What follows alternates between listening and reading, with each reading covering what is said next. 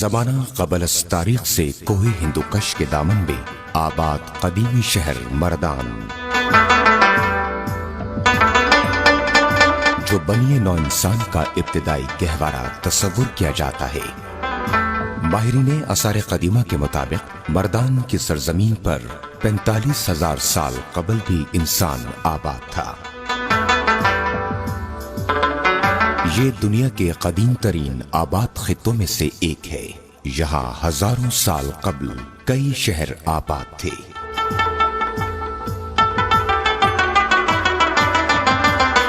مسلم تحریری روایتوں کے مطابق فرعون مصر کے دور میں مردان شہر پر شاہان مصر کا جھنڈا لہراتا تھا۔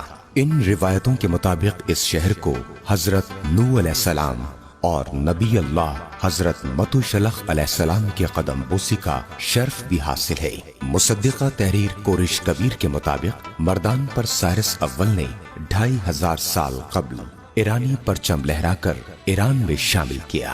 کورش کبیر کے مطابق 2500 سال قبل یہاں ایک تہذیب یافتہ اور صنعتی شہر آباد تھا، جہاں کپڑے اور چمڑے کی صنعت عروج پر تھی، اور یہاں کے پائے کے طبیب خود بابل میں بھی نہیں ملتے۔ یہاں زرتشت آتش پرست آباد تھے۔ ہندو مت کے مقدس قدیمی کتب میں بھی ہزاروں برس قبل مردان کی سرزمین پر کئی آباد بڑے شہروں کا ذکر موجود ہے۔ یہ سرزمین ہندو مت کے کئی نامور بزرگ ہستیوں کی جنم بھومی ہے۔ رگوید کی ابتدائی مناجاتوں کی تحریر بھی اس سرزمین پر ہوئی۔ جدید تحقیق کے مطابق مردان میں شہباز گھڑی کے مقام پر ہی ہزاروں برس قبل ہندوؤں کا مقدس شہر ایودھیا آباد تھا، جو ہندو تحریروں کے مطابق 4000 سال قبل بھی ایک عظیم الشان فصیل بند شہر تھا۔ اس شہر کی خوبصورتی اور دلکشی کا ذکر بھی ان تحریروں میں موجود ہے۔ 1500 سال قبل نامور چینی سیاح ہیون سونگ نے اس شہر کی یاترا کی تھی اور اپنی تحریر میں اس عظیم شہر کو شہزادہ سدن کا جنم بھومی قرار دیا۔ ہیون سونگ رقم تراز ہے کہ اس شہر کے بازار میں شہزادہ سدن نے اپنے راجہ باپ کے سفید ہاتھی کو دان کیا تھا، جس پر راجہ نے اسے جلا وطنی کی سزا سنائی تھی۔ آج بھی مردان کا علاقہ سدن شہزادہ سدن کی نسبت سے مشہور ہے، جہاں شہزادے نے جلا وطنی کی زندگی بسر کی۔ شہباز گڑھی، جس کا قدیمی نام لنگر پول بھی تھا، یہ وہی مقام ہے جہاں 2000 سال قبل یونانی شہزادے ڈیمرس کویو کریٹیٹائڈس نے تاریخی جنگ میں قتل کیا تھا۔ یہاں اشوک اعظم کی فرمودات بھی بڑے بڑے سنگی چٹانوں پر ہروشتی میں تحریر ہے۔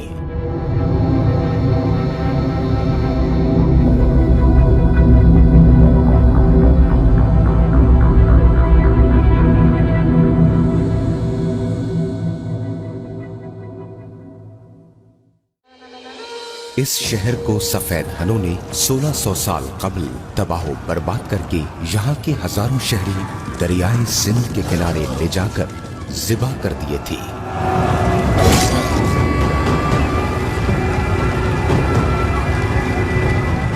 ترک شاہی دور میں یہ شہر پھر آباد ہوا، جو محمود غزنوی کے ہاتھوں دوبارہ تباہی سے دوچار ہوا۔ مغلوں نے یہاں لنگر کوٹ کے نام سے قلعہ تعمیر کیا تھا۔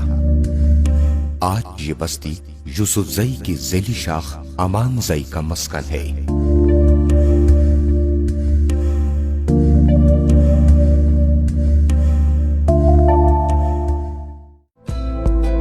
ہندو مت کی مذہبی تحریروں میں مردان میں تخت بھائی کے مقام پر وراٹ نگر کے نام سے بھی ایک عظیم الشان فصیل بند شہر کا ذکر موجود ہے، جو نامور آرین سردار راجہ وراٹ نے آباد کیا اور اپنی ریاست کا دارالخلافہ بنایا۔ راجہ نے اس شہر میں بلند و بالا عمارتیں اور باغات تعمیر کیے۔ شہر کے لیے دریائے سوات سے ایک پختہ نہر کے ذریعے پانی پہنچایا گیا، جس کے سبب وراٹ نگر سرسبز و شاداب کھیت کھلیانوں اور باغات کا شہر تھا۔ اس شہر کے لشکر نے راجہ وراٹ کی قیادت میں کورو پانڈوں کی تاریخی جنگ میں حق کا ساتھ دیا۔ وراٹ نگر یہاں موجود ایک عظیم الشان مندر کے حوالے سے بھی مشہور تھا، جو راجہ نے تعمیر کیا تھا۔ وراٹ نگر کشان کے دور میں بھی ایک بین الاقوامی علمی مرکز تھا، جہاں ایک بین الاقوامی یونیورسٹی کے موجودگی کے آثار آج بھی تخت بھائی کے آثار قدیمہ کے نام سے موجود ہیں۔ जो कशान हुक्मरान कंशक ने तामीर किया था। आज भी दुनिया भर से बुद्ध मत के पैरोकार तख्त भाई आसार कदीमा में मौजूद मुकद्दस स्तूपों की इबादत के लिए आते हैं।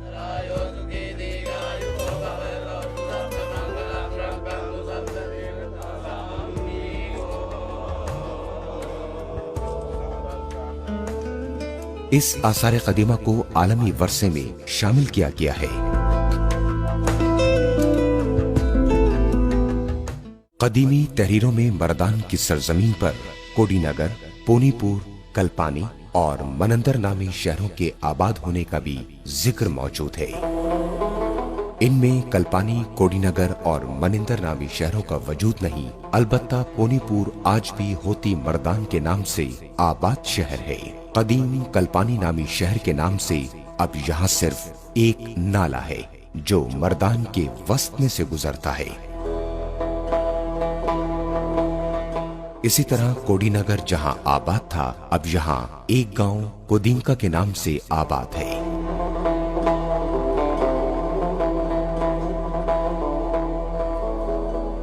जबकि यूनानी जनरल मनिंदर के नाम से आबाद शहरे इनकलाबात जमाने के हाथों तबाही और बर्बादी से दो चार होकर अब इलाका सुदम का एक छोटा सा गांव मलंदरी है, जो तारीखी पहाड़ मलंदरी के दामन में आबाद है।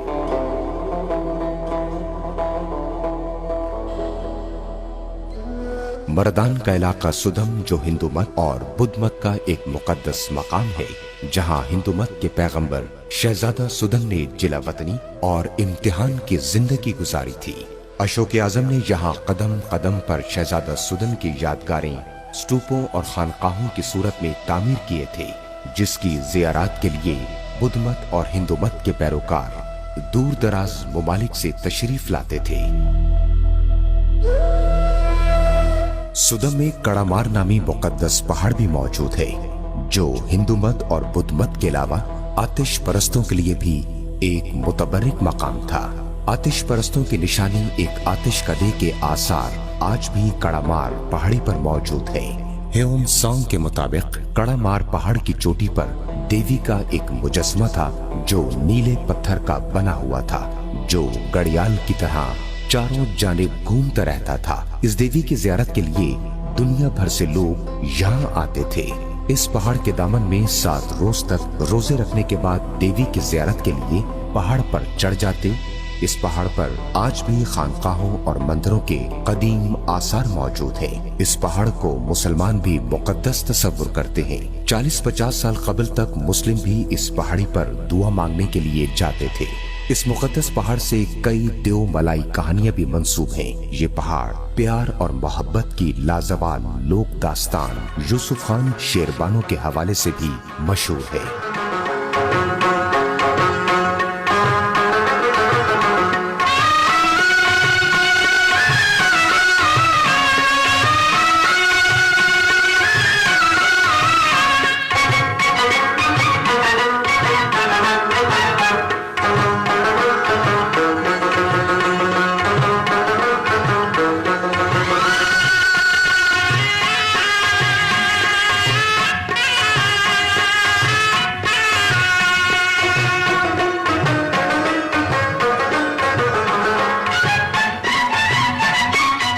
जहां कहानी के मरकजी किरदार की कब्र भी मौजूद है।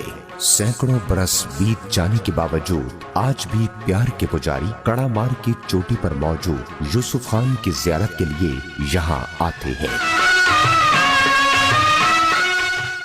इलाका सुदम में एक और मुकद्दस पहाड़ सीकरा भी है, जहां आज भी हिंदू मत और बुद्ध मत के पैरोकार के आसार कदीमा मौजूद हैं। यहाँ कश्मीर सा के नाम से बुद्धिस्ट दौर की एक गार भी मौजूद है, जहां बुद्ध मत के पैरोकार इबादत करते।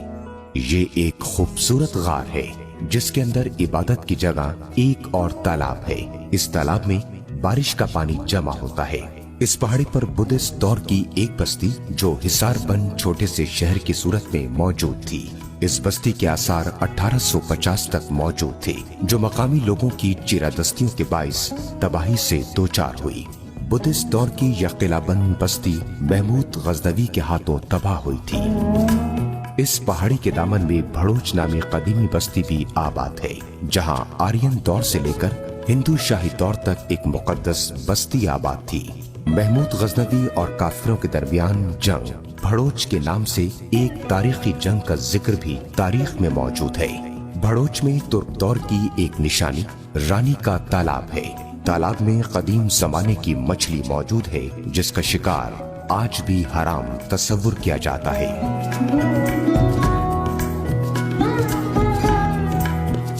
सुदम में 2000 साल कबल यूनानियों ने एक शहर भी आबाद किया था, जो यूनानी जनरल मनिंदर के नाम से आबाद था। आज वो शहर मलंदरी नामी एक गांव में तब्दील हो चुका है। ये वो मकाम है जहां 1886 में मुगल शहंशाह अकबर और यूसुफजई के दरमियान तारीख की एक खूनरेज जंग लड़ी गई थी, जिसमें अकबर के दस्तेराज राजा बीरबल समेत 40,000 से जायद मुगल फौजी हलाक हुए थे। ये जंग दर्रा मलंदी में लड़ी गई थी, जो मुगलों की तहरीरों में बुजुर्ग दर्रा के नाम से तहरीर है। सुदम की पहाड़ी सीकरा की दूसरी जानिब पहाड़ के दामन में आर्यन बुद्धिस्ट दौर के बेशबहा आसार हैं। बुद्धिस्ट खानकाहों और मनादरों के आसार कदम कदम पर मौजूद हैं। ये सिलसिला संगाहों से शुरू होकर जमाल घड़ी और साउल ढेर तक मौजूद है। संगाहों की पहाड़ी से ही माहिरीन को पत्थर के जमाने के इंसानी इस्तेमाल के औजार मिले, जो 45,000 साल कबल यहाँ आबाद थे।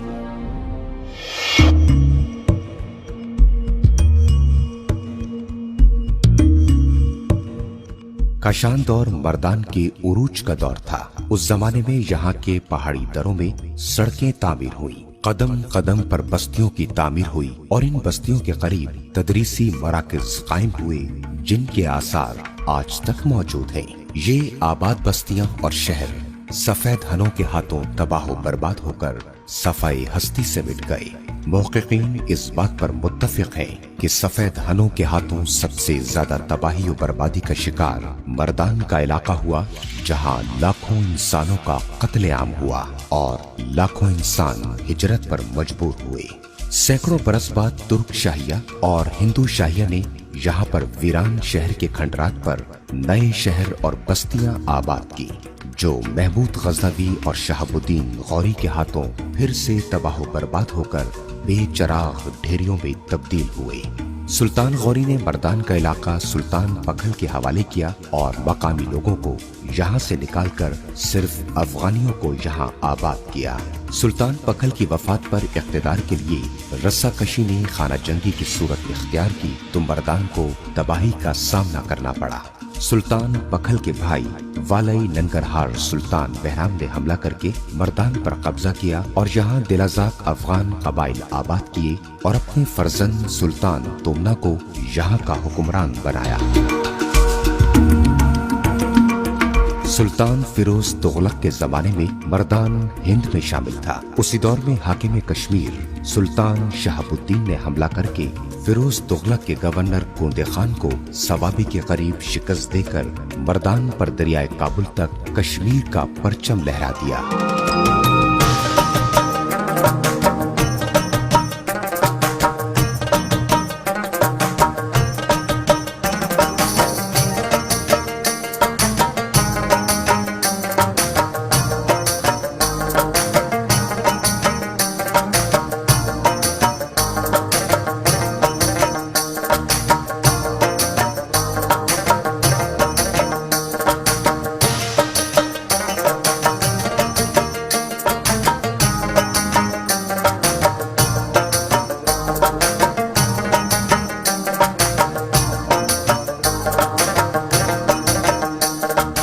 सैयद मीर अली हमदानी ने फिरोज तुगलक और शहाबुद्दीन के दरमियान सुलह कराई और दोनों के दरमियान अज़दवाजी रिश्ते उस्तवार करके तनाज़े का खात्मा किया और मर्दान एक अरसे तक कश्मीर का हिस्सा रहा। तैमूर लंग की यलगार के वक्त मर्दान कश्मीर के सुल्तान सिकंदर बुत शिकन का इलाका था। सिकंदर ने तैमूर की इताअत कबूल करके एक बेटे को यरगमाली के तौर पर तैमूर के हवाले किया और मर्दान को तातारियों की तबाहकारी से बचा लिया। تیمور کے عہد میں مردان کشمیر کا حصہ نہیں رہا، بلکہ کابل کے گورنر کے ماتحت باجگزار کی حیثیت سے 1520 تک رہا۔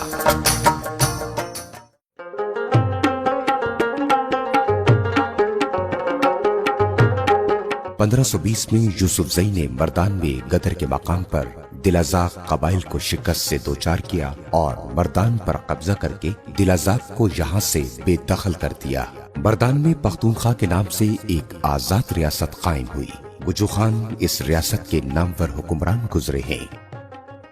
1581 میں مغل شہنشاہ اکبر نے حملہ کر کے مردان کو ہندوستان کی مغل سلطنت کا حصہ بنا دیا۔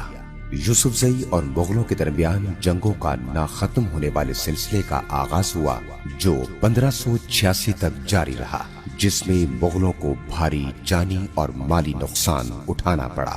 ان جنگوں میں نامور سردار خوشحال خان خٹک کے والد شہباز خان اور دادا یحییٰ خان مغلوں کی جانب سے لڑتے ہوئے مردان میں یوسف زئی کے ہاتھوں قتل ہوئے۔ تاہم مردان پر برائے نام مغلوں کی حکمرانی قائم رہی۔ اکبر کے بعد جہانگیر، شاہ جہاں کے دور میں بھی یوسف زئی اور مغلوں کے درمیان جنگوں کا سلسلہ جاری رہا۔ تاہم مغل اورنگزیب کے عہد میں ان جنگوں میں تیزی آئی۔ مغل اورنگزیب مردان میں لنگر کوٹ کے نام سے فوجی قلعہ بنانے میں کامیاب ہوا۔ یہ مردان کا وہی قلعہ ہے جہاں اندازاً 2000 سال قبل یونانیوں نے بھی ایک فوجی چھاؤنی قائم کی تھی، جو ترک شاہی دور تک یہاں موجود رہی تھی۔ مغلوں کے زوال کے ساتھ ہی مردان مغل گورنر کو باج دینے سے انکاری ہوا۔ عہد درانی میں بھی مردان ایک آزاد علاقہ تھا۔ درانی حکمران کو کوئی ٹیکس ادا نہیں کرتا، البتہ جنگ کی صورت میں بادشاہ کو رضاکارانہ طور پر لشکر کے لیے جوان فراہم کرتا تھا۔ 1823 میں جنگ نوشیرہ میں یوسف زئی کی شکست کے بعد سکھوں نے مردان پر قبضہ کیا اور لوگوں سے مقامی قوانین کے ذریعے سکھ حکمران مالیہ وصول کرتا رہا۔ تاہم مقامی لوگوں اور سکھوں کے درمیان تعلقات مسلسل کشیدہ رہے۔ 1846 میں انگریزوں نے مقامی لوگوں کی مدد سے سکھوں کو شکست دے کر یہاں سے نکال دیا۔ یہاں انگریزوں نے چھاؤنی اور تحصیل بنا کر اپنا مرکز بنا دیا۔ انگریز کے ابتدائی ادوار میں مردان کا نام تحصیل یوسف زئی تھا، جو بعد میں بدل کر تحصیل مردان بنا دیا۔ جب NWF کے نام سے نیا صوبہ وجود میں آیا تو مردان کو ضلع کا درجہ دیا گیا۔ آج مردان یوسف زئی قبیلے کا مرکزی شہر ہے۔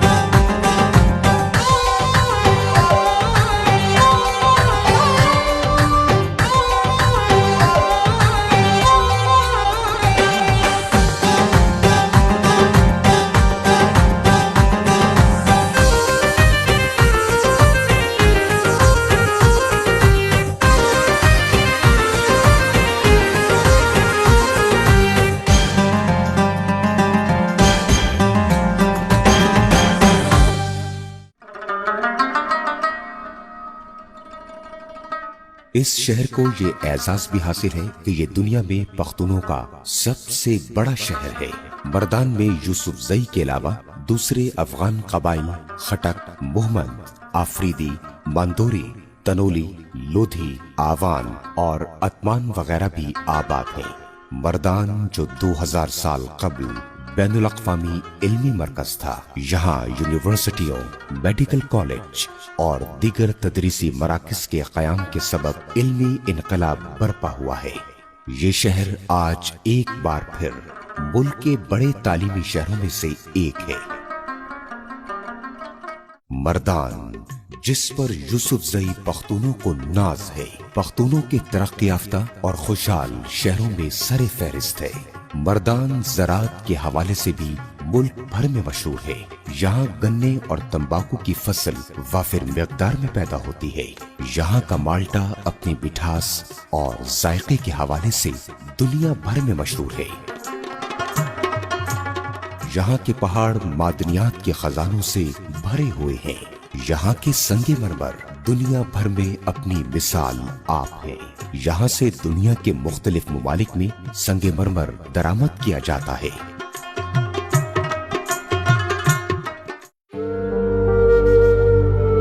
مردان، جو ایک مقدس سرزمین ہے، شہزادہ سدن اور اللہ کے دیگر برگزیدہ بندوں کی دعاؤں کا ثمر ہے، اور ان مقدس ہستیوں کے طفیل اللہ تعالی مردان کو تا قیامت آباد رکھے گا۔